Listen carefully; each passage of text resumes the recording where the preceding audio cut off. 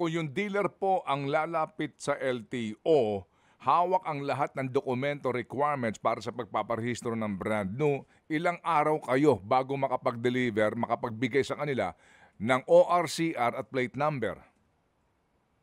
Sabi naman po, 5 araw ang tanin po sa atin. Okay, kung 5 araw, so hindi matutupad yung sinasabi ng Vince ng 3 days ni Sec Vince. Hindi, kailangan namin talaga i-overhaul itong sistema. No? We cannot use the current system. Kaya nga ang ating ine-explore, i-advance yung mga plaka sa mga dealers na. When you talk about system, ano ito? Will this include itong LTMS ninyo, itong Land Transportation Management System? Kung sana ma-enhance natin, mas maganda. No? Although we have already prepared a standalone system for this matter para ma-monitor namin mabuti. May effect ba itong LTMS controversy dito sa inyong performance sa paparehistro ng mga brand new vehicles? O kahit paano din nakaka-epekto. No? Kasi if we're able to collect and enhance the system, mas mapapabilis namin yung proseso.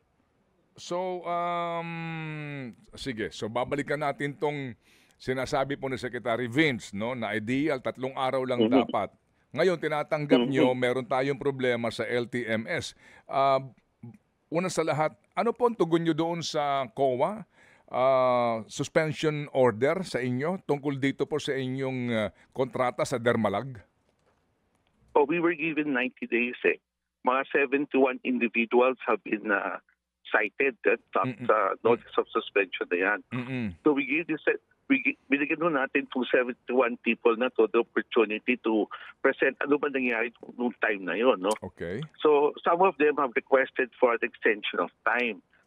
So para mapagbigyan po sila, humingi rin tayo ng karagdagang oras sa COA at pinagbigyan naman tayo ng COA na extension of time within which to file our explanation dun sa notice of suspension.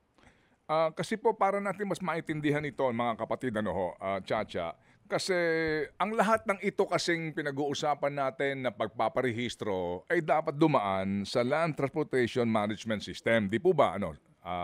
ASEC? Tama po yan. Yes, okay. Tama po yan. So kung may problema ka dito, paano bibilis ang lahat kung dito pa lang sa IT system ninyo may problema na? So sa ngayon ho ba, sa ngayon ho na merong notice of suspension, ginagamit nyo pa rin ho ba itong Dermalag na ito? Tuloy-tuloy pa ho ang paggamit. Yun lang nga. Kaya dito, gusto natin i-enhance yung ating proseso, ipabilisin, no? Hindi natin kayang i-connect sa LTMS. So ang ginagawa ho namin, standalone systems, tapos at tawagan namin manumatic kasi we will have to validate the information sa LTMS manually. Doon ho nagtatagal. It will save us a lot of time kung sana makonect na namin diretso sa LTMS.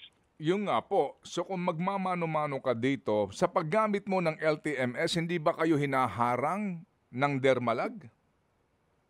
Hirap kami, Ted, kasi kailangan namin ng permiso pa nila para makakonect sa sistema natin. No? And without that, hindi kami makakonect. Kung hindi kami makakonect, hindi namin ma-automate yung data validation. Ayun nga po yun. So, sandali lang ho, medyo i-simplify natin para mas maintindihan nila. Opo. Ano ba ang actual na relasyon ninyo ngayon ng gobyerno ng LTO sa Dermalag? Alam mo, ang katotohanan, Manong Ted, nakikiusap kami parati pag kailangan namin magpag-connect, no? Meron kaming programa, gusto namin enhance yung system, we would have to ask their permission para bigyan kami ng access, no? Yun ho ang aming relasyon ngayon with our provider, no?